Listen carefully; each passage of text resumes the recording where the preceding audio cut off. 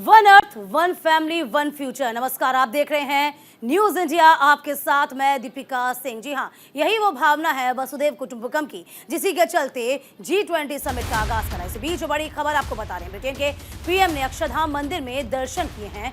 PM Rishi Sunak ने स्वामी नारायण के दर्शन किए। लगभग 1 घंटे तक आपको बता दें, ऋषि सुनक की पत्नी अक्षता भी वहां मौजूद रही थी।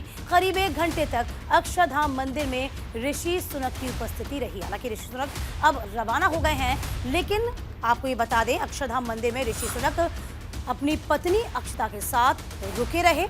1 घंटे तक उन्होंने मंदिर का अवलोकन किया, मंदिर को निहारा, मंदिर को बारीकी से जाना और इसी के साथ साथ 1 घंटे बिताने के बाद अब रवाना हो गए। देखिए, वो तस्वीरें भी सामने आई हैं जहां पर पूरे श्रद्धा भक्ति भाव के साथ ऋषि सुनक अपनी धर्मपत्नी के साथ आपको नजर आ रहे हैं। यहाँ पर आरती भी ऋषि सुनक ने उतारी है। देखिए, यहाँ पर माथा टेका है, श्रद्धा उनकी देखते ही बनती है। हालांकि ऋषि सुनक हमेशा से ही ये गौरवान्वित महसूस करते हैं कि वह भारतीय मूल के हैं और ये श्रद्धा और भी उनकी बलवती हो जाती है जब ऐसी तस्वीरें सामने आती हैं। तो पत्नी अक्षता उनके साथ मौजूद और इस बात को लेकर वो गौरवान्वित महसूस करते हैं। देखिए, ये जो तस्वीरें हैं ना, ये कोई पहली मर्तबा नहीं है। ये हालांकि तस्वीरें अक्षरधाम मंदिर की हैं, ये तस्वीरें हम आपको दिखा रहे हैं, लेकिन ऐसा ही कुछ नज़ारा आपने लगभग 15 दिन पहले देखा होगा ब्रिटेन में, जब राष्ट्रीय संत मोरारी बापू की कथा में ऋषि सुनक पहुंचे थे। उन्होंने उनको नमन किया था, उनसे आशीर्वाद लिया था। तो ये जो भावना है ऋषि सुनक की, ये तस्वीरें बहुत कुछ बयां करती हैं। जी हाँ, ब्रिटेन हालांकि देखिए, ब्रिटेन की हम बात करते हैं तो फिलहाल आर्थिक संकट से ब्रिटेन इस वक्त जूझ रहा है। काफ़ी सारे ऐसे राज्य हैं ब्रिटेन के जहां पर स्थितियां जो हैं वो ठीक नहीं हैं। इसके अलावा ज़रा ये भी जानिए, चूँकि ब्रिटेन 5वीं अर्थव्यवस्था था, जिसमें आपको बता दें कि भारत अब पहुंच चुका है जहां ब्रिटेन पहले था। तो फिलहाल आपको बता दें, ये हमारे लिए बहुत गौरव का पल भी है, क्योंकि भारतीय मूल का जो प्रधानमंत्री हैं ऋषि सुनक, वो ब्रिटेन के प्रधानमंत्री हैं। तस्वीरें बेहद सुखद, बेहद खास, किस तरीके से शक्ति और यूं श्रद्धा में सराबोर नजर आ रहे हैं ब्रिटेन के प्रधानमंत्री ऋषि सुनक और अक्षरधाम मंदिर, स्वामी नारायण मंदिर। ये तस्वीरें हम सामने आपके ला रहे हैं। लगभग 1 घंटा उन्होंने इस मंदिर में बिताया, श्रद्धा भक्ति भाव से पूजा अर्चना की और वो तस्वीरें भी अब हम आपके सामने साझा कर रहे हैं। हालांकि ऋषि सुनक अब मंडपम के लिए, भारत मंडपम के लिए रवाना हो चुके हैं, लेकिन ये तस्वीरें बहुत कुछ बयां करती हैं। क्योंकि ऋषि सुनक किस तरीके से पहुंचते हैं, भारतीय मूल के हैं, उनकी धर्मपत्नी इंफोसिस के फाउंडर की बेटी हैं, अपने आप को दामाद कहते हुए वो बहुत गौरवान्वित भी महसूस करते हैं। तो लगातार आपको बता रहे हैं, देखिए वो टीका लगाते हुए कैसे उनका सम्मान किया गया, कैसे उनका स्वागत किया गया है तमाम संतों के द्वारा। वो तस्वीरें भी अब धीरे धीरे सामने आ रही हैं। इन तमाम तस्वीरों को न्यूज इंडिया आप तक पहुंचा रहा है। तो आज का मौसम भी बेहद सुहावना है और ये तस्वीरें विश्व पटल पर एक अमिट छाप छोड़ेंगी। लगातार हम इस बात की चर्चा कर रहे हैं कि ये साल 2023 साल जो है वो भारत के लिए एक स्वर्णिम साल कहा जाएगा। इतिहास के पन्नों में ये साल दर्ज हो जाएगा, जहां पर न सिर्फ चंद्रयान 3 को लेकर बड़ी सफलता हासिल की गई, इसके बाद G20 की जो मेजबानी हमने करी है, जिस तरीके से G20 शिखर सम्मेलन बहुत ही सफल रहा। अब तक के सबसे ज्यादा G20 के जितने 17 समिट हुए, सबसे ज्यादा काम इसी समिट में हुआ है, सबसे ज्यादा सहमति इसी समिट में बनी है। तो ये अपने आप में एक गौरवशाली क्षण है। ये तस्वीरें बेहद सुखद हैं। ब्रिटेन, जी हाँ, वही ब्रिटेन जिसने यूं कहें कि लगभग हुकूमत की भारत पर 200 साल तक, जहां कहा जाता था कि इसका सूरज कभी अस्त नहीं होता, ये वही ब्रिटेन। और आज देखिए वक्त का पहिया कैसे घूमता है, इसकी तस्वीरें सामने आई। वक्त का पहिया घूमा और आज हम ब्रिटेन से बड़ी इकोनॉमी बनकर उभरे। इसके अलावा आज ब्रिटेन वही ब्रिटेन जहां पर भारत को बहुत निम्न दर्जा दिया जाता था आज़ादी से पहले का, तो आज वहां का जो प्रधानमंत्री है वह भारतीय मूलवंशी है, ऋषि सुनक। ये तस्वीरें बहुत कुछ बयां करेंगी और ये तस्वीरें इतिहास के पन्ने में अमिट छाप छोड़ेंगी। हम तस्वीरें आपको लगातार साझा करें हैं, तमाम तस्वीरें एक एक करके सामने आ रही हैं। उन तस्वीरों को हम आप तक पहुंचा रहे हैं। न्यूज़ इंडिया पल पल आपको अपडेट दे रहा है, हर एक प्रोग्राम की जानकारी आप तक पहुंचा रहा है। तो भगवान स्वामी नारायण अक्षरधाम मंदिर, जहां पर ब्रिटिश पीएम ऋषि सुनक पहुंचे हैं।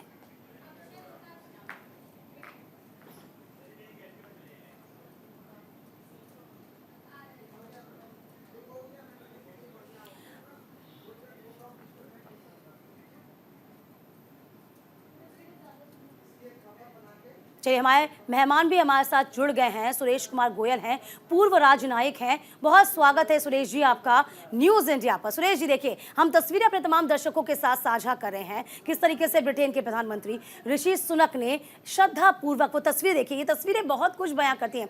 और देखिए वक्त का पहिया कैसे घूमता है। सुरेश जी, इस बात की तस्दीक करता है वही ब्रिटेन है जो इस पर जिसने हम पे शासन किया। और आज देखिए भारतीय मूल का प्रधानमंत्री आज इस तरीके से हमारे सामने मौजूद है। ये हमारे लिए बहुत गौरव का क्षण है। जी बिल्कुल। जब भारतीय मूल का कोई भी व्यक्ति इस पोजीशन पर पहुंचता है, डिसीजन मेकिंग पोजीशन है, प्रधानमंत्री है, और हमको याद है कि जब हम स्वतंत्र हुए 47 में, तो वहां पर जो प्रधानमंत्री थे चर्चिल, तो चर्चिल का रवैया अगर हम देखें भारत की तरफ और जो अब देखें कि हालत है, कितना फर्क आ गया है। ये जो फर्क आया है इस पर गर्व भी महसूस होता है, इस पर अच्छा भी लगता है, और उम्मीदें जागती हैं कि आगे भी जाकर के, क्योंकि एक तरह से हम एक दूसरे को समझते हैं, सेंसिटिविटी है, तो आगे जाकर के हम दोनों जो है मिलकर के भारत और इंग्लैंड के जो रिश्ते हैं उसके लिए आगे अच्छा काम कर सकते हैं। एक तो ये, और दूसरी सबसे बड़ी चीज ये है कि पहले जब हम स्वतंत्र हुए थे, स्वतंत्र होने के बाद भी ये तो याद रहता ही है कि हाँ, ब्रिटेन ने हमारे ऊपर शासन किया है और हम एक तरह से उनके गुलाम बोल लीजिए या उनके अधीन होकर के हमने काम किया है। ये तो एक क्षण वो, और एक क्षण ये जब हम में से ही एक अब उसके ऊपर शासन कर रहा है, यूके के ऊपर, जहां पहले वो हम पर शासन कर रहे थे। तो सब कुल मिला जुला करके बहुत गौरव का क्षण होता है ये, और बहुत अच्छा लगता है कि जब हमको लगता है कि हम जो 75 साल पहले भारत था और अब का भारत कितना फर्क आ गया है और अब हम कहाँ पहुंच गए हैं। जी बिल्कुल सुरेश जी, देखिए उस इंग्लैंड के बारे में कहा जाता था जहां सूरज कभी अस्त नहीं होता, और आज देखिए ये तस्वीरें हमें बहुत कुछ बयां करती हैं। और हम देखिए जो बाइडेन भी मौजूद, वो तस्वीरें भी जहां पर एक समय था जब हमसे सभी कतराते थे, हमें हथियार नहीं दिया करते थे, हम चाहे फ्रांस की बात करें, और आज देखिए सभी से हमारे संबंध कितने प्रगाढ़ हो गए हैं। ये कहीं ना कहीं तस्दीक करता है कि हम अब एक आगे उभरती हुई अर्थव्यवस्था है जिस पर अब ना सिर्फ हमारा देश बल्कि सभी आंखें गड़ाए हुए हैं। क्योंकि ब्रिटेन की हम बात करते हैं, इंग्लैंड में तो अभी आर्थिक संकट से बहुत से ऐसे राज्य वो गुजर रहे हैं ब्रिटेन में, और देखिए ब्रिटेन की पछाड़ते हुए हम जिस जगह ब्रिटेन था 5वीं उभरती हुई शक्ति के रूप में, इकोनॉमी के रूप में हम उपस्थित हो गए हैं। तो ये कहीं ना कहीं फ्यूचर, ये उम्मीद जिसका आपने जिक्र किया था, ये उम्मीद भारत से बन गई है। इस मामले में मैं ये कहना चाहूंगा कि स्वतंत्र होने के बाद हमारे पास, अगर हम याद करें जब 47 में स्वतंत्र होते, हमारे पास क्या था? बच्चों को पढ़ाने के लिए कि अगर वो इंजीनियर बनना चाहे या वो टेक्निकल एजुकेशन करना चाहे, मैनेजमेंट करना चाहे, उनके पास बाहर जाने के अलावा और कोई साधन नहीं था।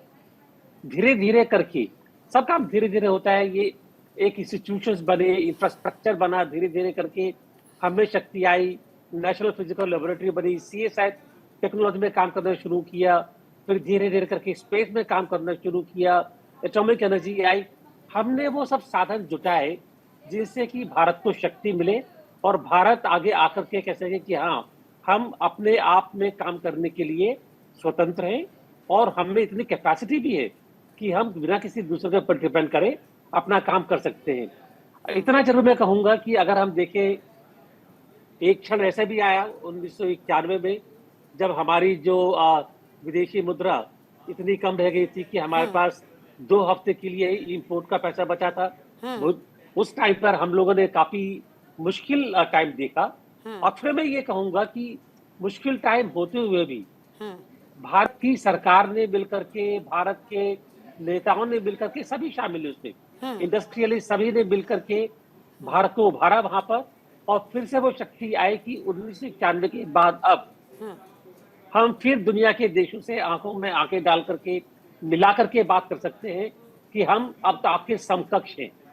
हम में भी वही कैपेसिटी है, वही ताकत है, वही हिम्मत है जो आप में है, और हम आपके साथ अब कंधे से कंधा मिला करके विश्व के उत्थान के लिए, विश्व की प्रगति के लिए काम कर सकते हैं। ये क्योंकि मैंने अपने करियर में जब से बड़ा हुआ हूं, ये सारे मैंने चेंजेस देखे हैं। तो जब मैं सारे चेंजेस के ऊपर गौर करता हूं, मैं देखता हूं कि हम क्या थे और क्या हो गए थे, तो बड़ा अच्छा लगता है। और यही दिल करता है कि भारत इसी तरह आगे बढ़ता रहे, फिर कभी दोबारा पीछे मुड़ करके ना देखे। बिल्कुल। जी। और देखिए, ये महत्वाकांक्षा भी कह सकते हैं, ये हम जुझारूपन कह सकते हैं, और आगे बढ़ने की ललक कह सकते हैं, जो भारत जिस जगह आज खड़ा हुआ है, और जी। आगे एक सुनहरा भविष्य हमारा इंतजार कर रहा है। इस बीच देखिए, चाइना का जिक्र हम जरूर इसलिए भी कर लेते हैं जी। कि ना सिर्फ चाइना हमारा पड़ोसी देश है, बल्कि चाइना विस्तारवादी नीति जो है उसके लिए बहुत ही कुख्यात है। सभी उसको पसंद नहीं करते हैं। जी, देखिए, तो देखिए मैं चाइना में 3 साल काम कर चुका हूं, तो मैं चाइना के बारे में कुछ कहना चाहूंगा। अच्छा भी, बुरा भी, सब कुछ है उसमें जी शामिल। क्योंकि मैं समझता हूं कि जब हम बात करते हैं संबंधों की, हम खाली एक तरफ की बात नहीं कर पाते हैं। मैं 1988 में, जब राजीव गांधी की विजिट हुई थी एज प्राइम मिनिस्टर, उसके कुछ ही महीने पहले मैं चाइना में, मेरी अपॉइंटमेंट हुई थी एज फर्स्ट सेक्रेटरी। मैं गया था। इससे पहले मैं चाइनीज सीख चुका था सिंगापुर में, तो चाइनीज लैंग्वेज की थोड़ी बहुत जानकारी थी। शायद उसकी वजह से मेरे को भेजा भी गया वहां पर, बुलाया गया वहां पर। 1988 से 91 में मैं वहां पर रहा।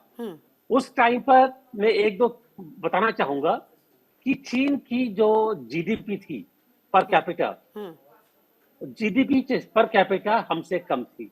हाँ, एक वक्त ऐसा हालांकि भी था जी, बिल्कुल। एक वक्त ऐसा भी था जो जब हमारे सामने समकालिक हमारे साथ में ही चीन था, वे 20 साल में कैसे उसने प्रोग्रेस की है। विदेशी मामलों की जानकार भी मेरे साथ जुड़ गए हैं, मैं उनका भी रुख करती हूँ। अभिषेक प्रताप सिंह जी, आपका बहुत स्वागत है न्यूज़ इंडिया पर। देखिए, हम चाइना की फिलहाल चर्चा करें, तमाम चर्चा को और तस्दीक से हम इन तमाम चीज़ों को समझेंगे तफसील से भी। देखिए, चाइना का जिक्र यहाँ पर हो रहा है। एक ऐसा वक्त था कि जब भारत और चीन की इकोनॉमी एक बराबर थी, और यूं है कि किसी न किसी हद तक चाइना की कम भी थी, लेकिन 20 साल में जिस तरीके से ग्रोथ चाइना ने की, उसने सभी को देखा, हालांकि सभी ने सराहा भी। लेकिन अब जब अंतर्राष्ट्रीय मुद्रा कोष ने भारत को इस काबिल समझा है, तो ये वाकई में भारत के लिए एक स्वर्णिम युग कहा जाएगा क्या, अभिषेक जी? हाँ जी, बिल्कुल। अगर G20 समिट को देखेंगे तो पिछले काफी समय से चीन का ये प्रयास रहा था कि भारत की G20 प्रेसिडेंसी है उसको कैसे सैबोटेज किया। फिर आप देखेंगे ब्रिक्स सम्मेलन के बाद जिनपिंग ने ना आने की बात की, और उस प्रयास में थे कि कहीं इस प्रेसिडेंसी को हम सपोर्ट करें। लेकिन जिस प्रकार से डिक्लेरेशन करके आया है, और जो उसका विषय है ग्लोबल वेलफेयर एजेंडे का, आपने IMF की बात की, और जो उसके बिंदु हैं, people development, economic balance, Covid के बाद कैसे को ड्रीम चलाया जाए, और साथ साथ अफ्रीकी यूनियन का शामिल। तो मुझे लगता है आज डिक्लेरेशन के माध्यम से भारत ग्लोबल एजेंडा को सेट कर रहा है, और ग्लोबल एजेंडा को कहीं ना कहीं ये चीन के लिए थोड़ा चिंता का विषय। चीन भारत को हमेशा एक एशियन पावर के रूप में देखता है। आज जब भारत एक एजेंडा सेट कर रहा है, तो चाइना को शायद ये बात अच्छी नहीं लग रही है।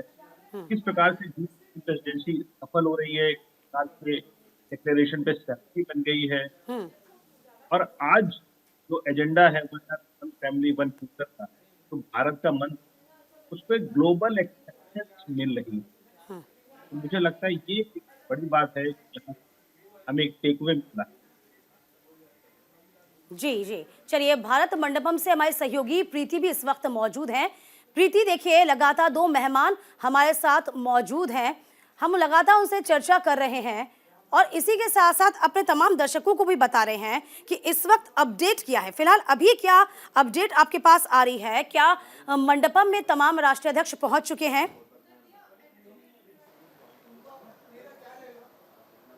नहीं, बिल्कुल दीपिका जी, और साथ ही शुक्रिया आप भी जिस तरीके से तमाम मेहमानों के साथ काम कर रही हैं, और आपने मुझे भी बहुत जिस तरीके से आप वहाँ से सवाल पूछ रहे हैं वो भी बहुत अच्छी बात है।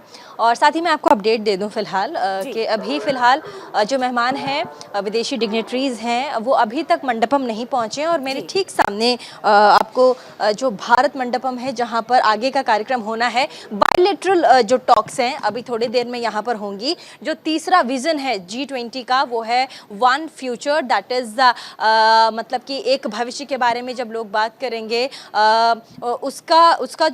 उसकी जो अध्यक्षता है भारत इसी मंडपम के अंदर से करेगा। लेकिन एक बार क्योंकि मैं कहूँगी कि हमारे जो कैमरा पर्सन उनको कहूँगी कि जो अभी कारकेड है, जो सिक्योरिटी चेक्स हैं वो हो रहे हैं, गाड़ी आनी शुरू हो गई हैं, तो धीरे धीरे आपको ये देखिए ये शायद कोई विदेश के फॉरेन डिग्नेटरीज हैं जिनकी गाड़ी अंदर घुस रही है। अब इसमें कोई राष्ट्राध्यक्ष या फिर प्रधानमंत्री या फिर राष्ट्रपति हो सकते हैं।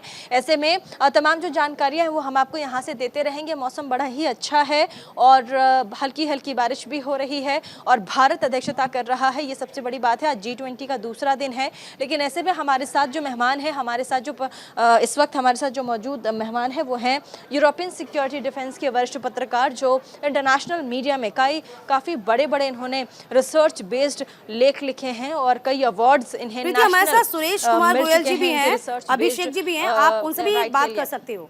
मैं आती हूँ। हाँ ठीक है। हाँ बिल्कुल, तो सबसे पहले मैं इनका रुख कर लेती हूँ सुमन जी का। वन फ्यूचर पे हम बात कर रहे थे सुमन जी, तो जब हम वन फ्यूचर की बात करते हैं तो हम कैसे भविष्य को एक बना सकें। One future not for us, I mean not for our India, one future for entire the world. तो हम जब पूरे वर्ल्ड की बात करते हैं, विश्व को हम एक भविष्य की तरफ कैसे आकर्षित करेंगे, हमारे पास क्या एजेंडा है? देखिए इंडिया ने भारत ने स्पेशली कोविड के बाद से हमेशा से फूड सिक्योरिटी की बात की है और ब्लैक ग्रेन डील को लेकर जिस तरह बहस चल रही है और डिस्कशंस चल रहे हैं कि रशिया और यूक्रेन के युद्ध की वजह से ग्रेन्स जाना बंद हो गए हैं, अफ्रीकन कंट्रीज़ के ऊपर सबसे ज़्यादा असर पड़ा है इस चीज़ का। तो इस बात का सबसे ज़्यादा अगर मतलब बढ़ चढ़कर अगर किसी ने बोला है सभी फोरम के ऊपर और प्लेटफॉर्म्स के ऊपर, वो है प्रधानमंत्री मोदी जी। तो उन्होंने हमेशा ये वाली बात कही है कि कोई भी इंसान, मतलब कोई भी देश और उन देशों के जो लोग हैं उनके ऊपर फूड इनसिक्योरिटी का कोई असर नहीं पड़ना चाहिए और सबके पास ग्रेन्स पहुँचें, खाना पहुँचे और कोई भी देश लड़ाइयों की वजह से और बाकी क्लाइमेट की वजह से, इन सब वजहों से कहीं पे भी भुखमरी नहीं होनी चाहिए। इसीलिए voice of the global south के जिस तरह लीडर उभर कर आ रहे हैं प्रधानमंत्री मोदी, वो इसी बात का सबूत है कि उन्होंने सबके बारे में सोचा और पूरे साउथ को लेकर वो चल रहे हैं। जब प्रेसिडेंसी शुरू हुई थी तो सबसे पहला उन्होंने जो वर्चुअल समिट किया था वो था 125 देशों का, जो ग्लोबल साउथ के देश थे उनको लेकर वो चले और उनकी समस्याओं को उन्होंने सुना और उन सभी को उन्होंने लेकर और तब जाकर ये जॉइंट डिक्लेरेशन तैयार किया है। तो फ्यूचर यहीं से बनेगा कि भुखमरी ना हो, शांति रहे हर जगह, टेररिज्म को कंट्रोल किया जाए और सभी देशों को जहाँ जहाँ जो भी आपदाएं आ रही हैं उन सबकी मदद की जाए। तो ये वाली जो सोच है और जो इनका रवैया है उसको लेकर एक तरह से लीडरशिप क्वालिटीज़ का जो उन्होंने एक सबूत दिया है, इंडिया ग्लोबल साउथ का लीडर बनकर उभर कर सामने आ रहा है। सुमन जी, आपने तो बहुत अच्छे से बताया है, लेकिन एक सवाल और है आपसे। हाइड्रोलिक इकॉनमी की बात आ रही है, शायद हम उस पर भी बातचीत कर सकते हैं फ्यूचर को लेकर के, इसे आप कैसे देखती हैं? देखिए कल ही बायोफ्यूल अलायंस जो साइन हुआ जिसको लेकर सबने अपनी सहमति जताई है। हमेशा से इंडिया इस पर्टिकुलर पहल में सबसे आगे रहा है कि नेचुरल जो रिसोर्सेज हैं उनको लेकर मतलब इंटरनेशनल सोलर अलायंस को लेकर भी जो पहल इंडिया ने दिखाई थी कुछ साल पहले, उसमें भी बहुत सारे सिग्नेटरीज़ को लेकर इंडिया सामने आया है और उसके अलावा भी क्लाइमेट फाइनेंस और क्लाइमेट चेंज को लेकर अपनी बढ़ चढ़कर जो आवाज़ को उन्होंने बुलंद किया है। प्रीति, मुझे यहाँ रोकना होगा। फिलहाल हमारे तमाम अतिथि हमारे साथ बने हुए हैं, आगे भी चर्चा को हम बढ़ाएंगे। फिलहाल वक्त एक छोटे से ब्रेक का हुआ है।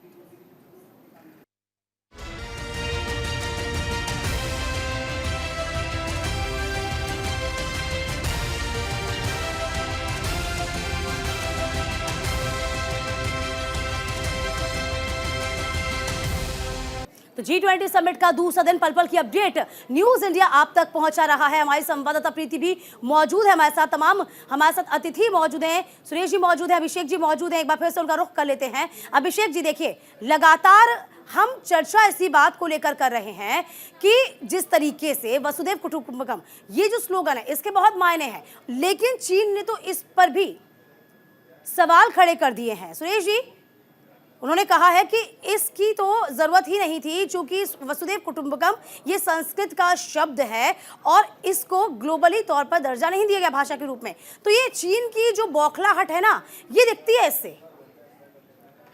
जी बिल्कुल सही कह रही हैं आप, क्योंकि BRI जो प्रोजेक्ट जिसके ऊपर चीन इतना कीन है, इतना जबरदस्ती करता है ये, क्योंकि BRI के चीन के दो पर्पज हैं। हाँ। दो मकसद हैं।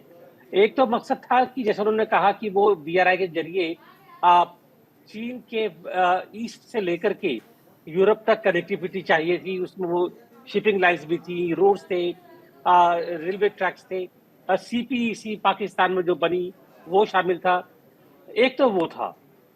दूसरा मैं देख पा रहा हूं कि मकसद था कि किसी न किसी तरह से जो दुनिया के कमजोर देश हैं या गरीब देश हैं, उनको अपने कब्जे में किस तरह ले रहा है।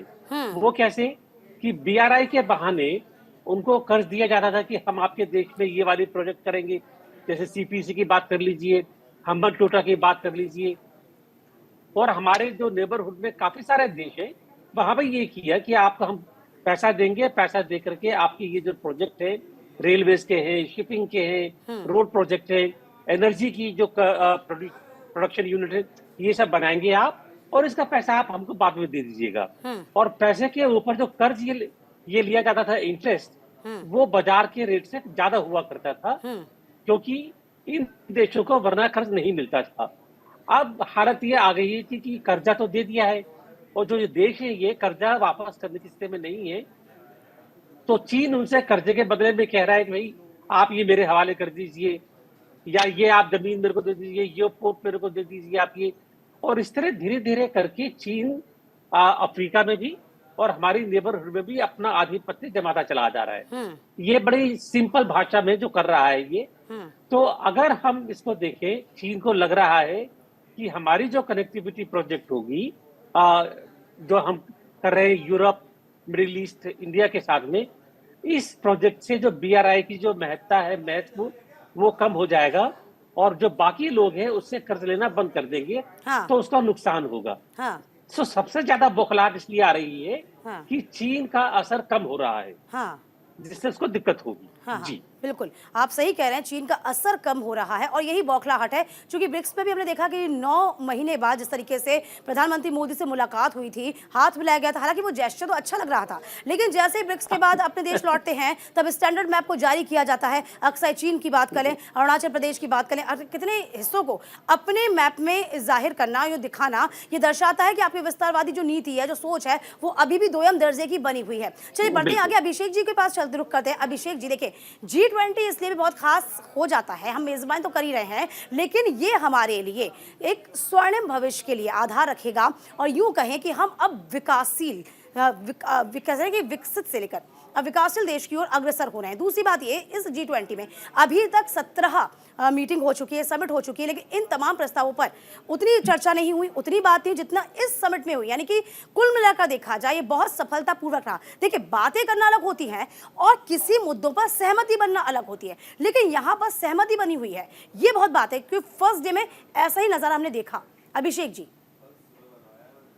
हाँ जी बिल्कुल। अगर G20 प्रेसिडेंसी की भारत की शुरुआत देखें, बहुत एक लंबी प्यारी भारत की, लगभग 20 से अधिक सब कमेटियां बनी हुई है, लेके कॉमर्स को लेके, बायोफ्यूल कॉर्पोरेशन को लेके, क्लाइमेट चेंज को लेके, इकोनॉमिक चेंज को लेके, वो लगातार काम कर रही है। उसके अलावा 200 से अधिक मीटिंग हुई विदेश मंत्री के स्तर पर, कॉमर्स मिनिस्टर के स्तर पर, ऑफिशियल। तो हम ये कह सकते हैं कि जो बैकग्राउंड था, भारत ने बहुत मजबूती से तैयार किया। और जो 2 चैलेंज आप देते हैं पहले डिक्लेरेशन, देखो एक तो जो चीन का रवैया था, और G20 का चीन ने अपनी अनुपस्थिति दर्ज कराई, क्योंकि चीन को लग गया था कि दिल्ली डिक्लेरेशन पर सहमति बनेगी और ग्लोबल एजेंडा भारत सेट कर लेगा। तो दूसरा जो रशिया यूक्रेन वॉर को लेकर जो पश्चिमी देशों अमेरिका की असहमति बनी। अगर हम भाषा देखते हैं दिल्ली डिक्लेरेशन की, तो इन दोनों ही चुनौतियों से हम आगे निकल के आए। ये हाँ। कहीं ना कहीं तो भारतीय कूटनीति की बड़ी जीत।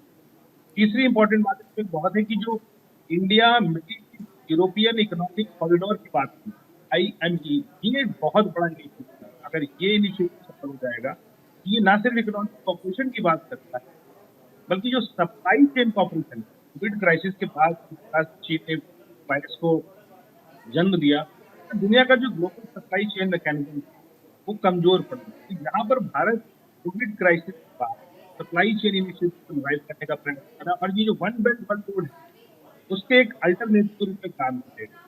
तीसरी बात ये हुई south south cooperation. African union 1.24 billion आबादी का देश है, 2 ट्रिलियन के आसपास GDP, उनको साथ में लाके G20 से G21 की यात्रा में बहुत क्लियर मैसेजिंग दिया गया कि जो अगला फ्यूचर हमारा होगा वो सस्टेनेबल होगा, इंक्लूसिव होगा, सबको साथ लेके चलेगा। और ये साउथ साउथ कॉपरेशन का एक बड़ा इनिशिएटिव। मुझे लगता है कि यहाँ से हम अगर हम G20 की यात्रा देखेंगे तो G20 से G21 जो ये यात्रा है जो भारत की इम्पोर्टेंट है, हाँ। और उसके लिए सरकार और डिप्लोमेसी बहुत बहुत बधाई की बात है। बिल्कुल, देखिए ये बधाई की बात है ही, और जिस तरीके से तमाम मसलों पर बातचीत हुई है, मुद्दों पर चर्चा हुई है, सुरेश जी जरा आप देखिए, ये जरा समझाइए। देखिए कल बहुत से मुद्दों पर सहमति बनी है, सहमत भी किया।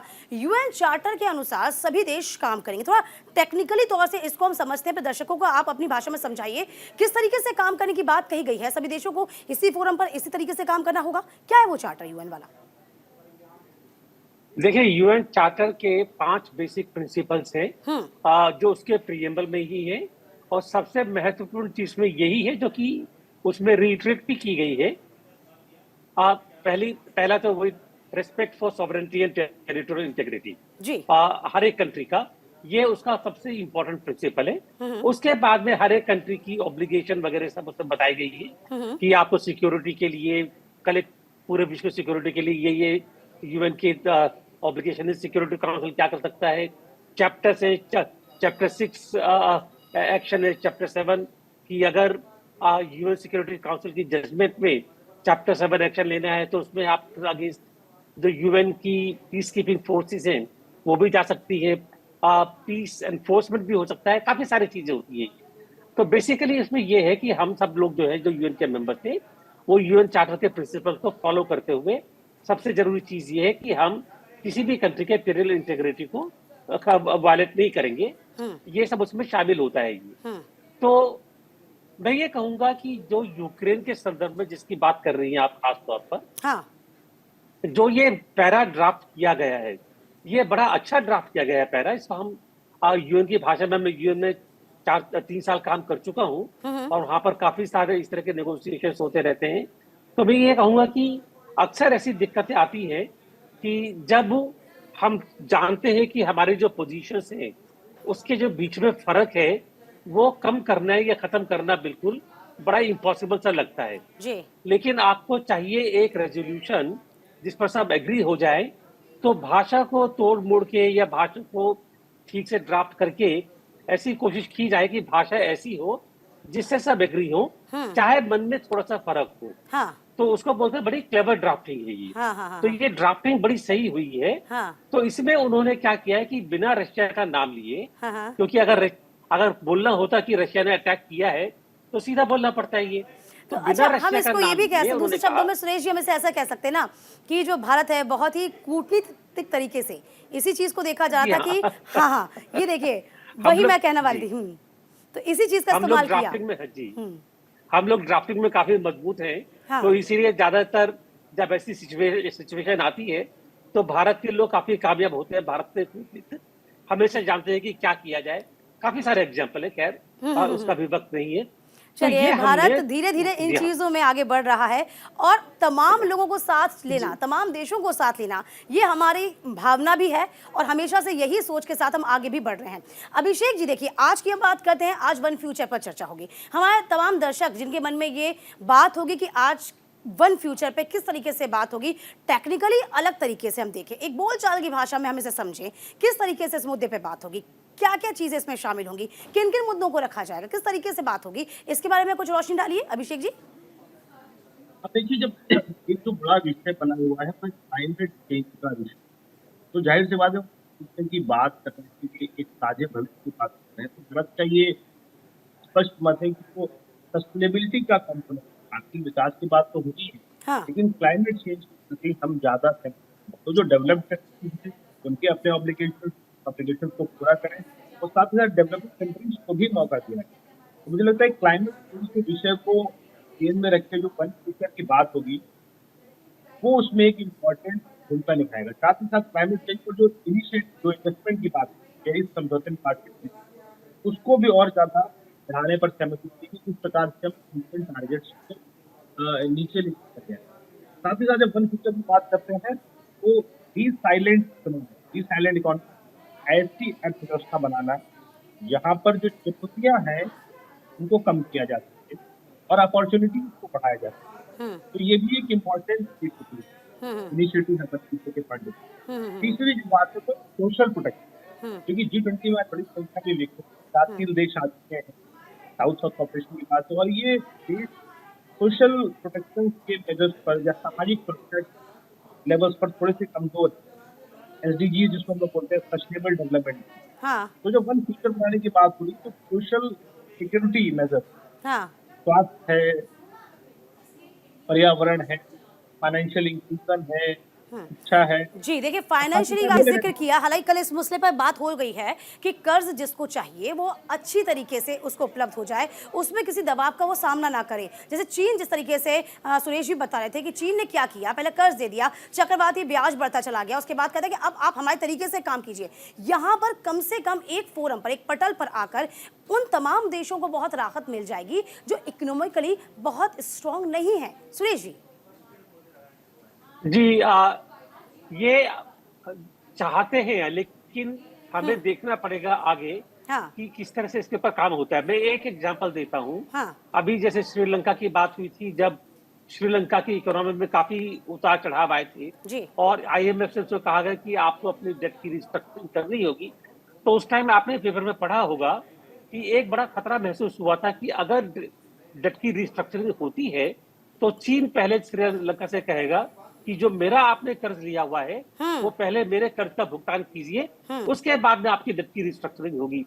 अब उसमें यह है कि अगर डेट की रिस्ट्रक्चरिंग करते हुए उनको IMF से पैसा मिलता भी है, अब IMF में ज्यादातर कैपिटल है USA का है, फ्रांस का है, UK का है, और पैसा वहां से आया और पैसा लेकर के फिर उनको दिया जा रहा है चाइना को, तो ये भी एक तरह से चाइना को फायदा हो जाता है।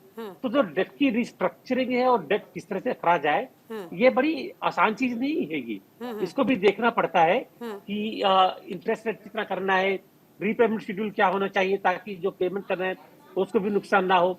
तो इस सबको देखते हुए सब जो डिसीजन लिया गया है कि जो लार्जर इंस्टीट्यूशन है, फाइनेंशियल इंस्टीट्यूशन जैसे वर्ल्ड बैंक या IMF, उनके पास इतने रिसोर्सेज होने चाहिए कि जो लेस इकोनॉमिकली एम्पावर्ड देशों को कर्ज चाहिए वो उनको कर्ज ज्यादा आसानी से दे सके। अभी दिक्कत ये है कि वो कर्ज देने की हालत में भी नहीं है क्योंकि पैसा नहीं है बैंकों के पास इतना। जी चलिए, इस पे भी बातचीत होगी।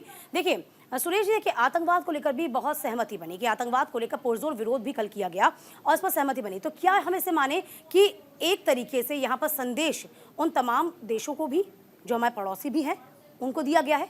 क्या सुधार की गुंजाइश है या फिर आगे ऐसा क्या लगता है आपको? इस वक्त आर्थिक व्यवस्था से जो आर्थिक स्थितियां उनकी है वो बद से बदतर होती जा रही हैं, जिसे पूरा विश्व देख रहा है। कुछ नसीहत मिलेगी?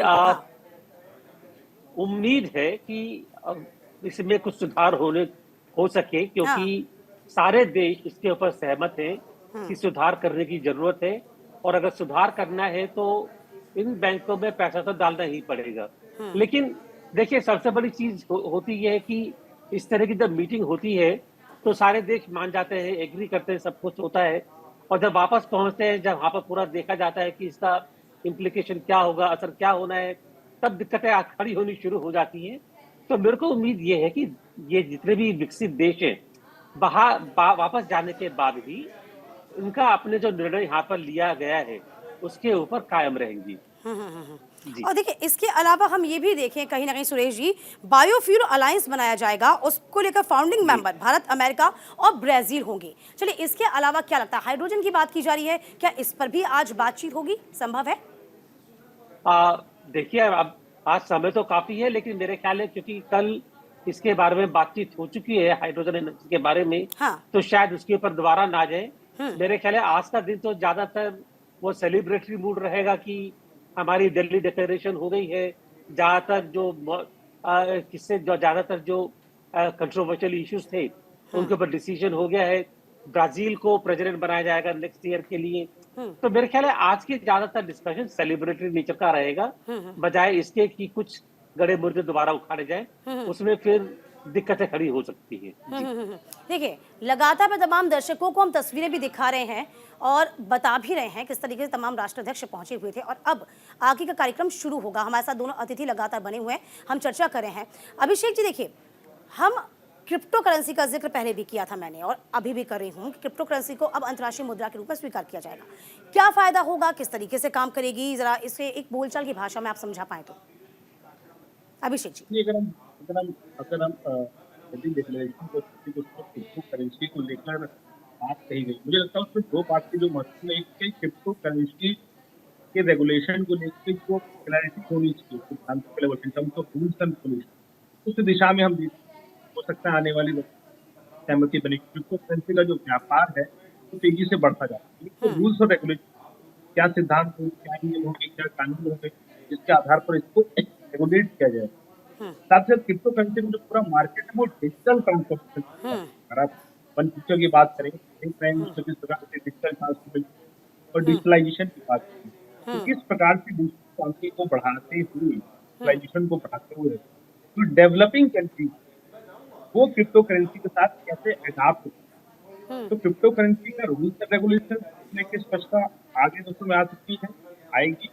दूसरा की जो डेवलपिंग इकोनॉमी है वो कैसे क्रिप्टो करेंसी को अडॉप्ट कर सकती है, इस दिशा में मुझे लगता है सहमति बन रही है और आने वाले क्लियर पिक्चर देखने को पाएंगे। और ये ग्लोबल फिनोमेना है, तो इस पर अगर सहमति बनी तो ये अच्छी बात है। तो फ्यूचर में डिजिटल ट्रांसफॉर्मेशन बहुत इम्पोर्टेंट है। आर्टिफिशियल इंटेलिजेंस के तौर पर टेक्नोलॉजी को कैसे प्राप्त करना है, टेक्नोलॉजी को कैसे लोगों तक पहुंचाना है और कैसे उस टेक्नोलॉजी से लोगों को और एक्टिविटी को एम्पावर करना है, ये एक इम्पोर्टेंट है। डिजिटल रेवोल्यूशन पे चल रहा है और क्रिप्टो करेंसी और डिजिटल इम्पोर्टेंट प्लेयर।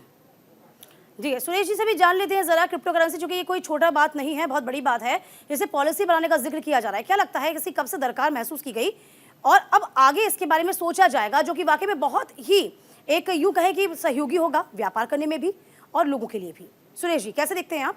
देखिए, मैं बड़ी ब्रीफ में कहता हूँ, क्रिप्टो करेंसी जब शुरू हुई थी तो उस टाइम पर लोगों के मन में काफी डाउट थे, काफी ये था कि सक्सेसफुल होगी या नहीं होगी। लेकिन क्रिप्टो करेंसी धीरे धीरे आगे बढ़कर के ये हालांकि there is no physical basis, खाली सारा काम जो है वर्चुअल स्पेस में होता है, लेकिन एक वैल्यूएबल मोडेलिटी बन चुकी है ट्रांजेक्शन की ये। तो मेरे ख्याल है इसको खत्म करना तो मुश्किल हो जाएगा, बैन करना बहुत मुश्किल हो जाएगा। सेंट्रल बैंक्स भी जो है धीरे धीरे डिजिटल करेंसी मोड में आ रहे हैं कि, तो मेरे ख्याल है क्रिप्टो करेंसी और CBDC ये एक तरह से फैक्ट ऑफ लाइफ बन चुके हैं। तो इनको काम तो करते रहेंगे, बजाय खत्म करने के जो रेगुलेट करने की बात है वो ज्यादा सक्सेसफुल हो सकती है। लेकिन आगे क्या शेप लेंगे, क्या इसके ऊपर और इन्वॉल्वमेंट वो देखने वाली बात है, लेकिन ये रहेंगे, ये पार्ट ऑफ लाइफ बन चुके हैं अब तक। जी। बिल्कुल। देखिए, और इसी के साथ साथ देखिए अभिषेक जी, हमने इस पे तो चर्चा करी है, लेकिन देखिए ब्रिटेन में जो हमें जेस्चर दिखाई दिया है, जो नजर आया है, और जो स्थितियां ब्रिटेन की इस वक्त चल रही हैं, बहुत से ऐसे उसके राज्य हैं जो इस वक्त आर्थिक संकट से जूझ रहे हैं। हालांकि देखिए हमने पहले भी इस बात की चर्चा की थी कि वहाँ पे कहा जाता था, जब ब्रिटेन ने पूरे देश पे, यूँ कहें पूरे विश्व पे अपना राज किया था, वहाँ का सूरज कभी इंग्लैंड का अस्त नहीं होता। लेकिन आज वही ब्रिटेन है जहाँ पे जिस वक्त वो खड़ा हुआ था, आज हम उस जगह पर खड़े हुए हैं 5वीं इकोनॉमी के बनके, और अब कोशिश ये है कि हम 3री इकोनॉमी जल्द से जल्द बन पाएं।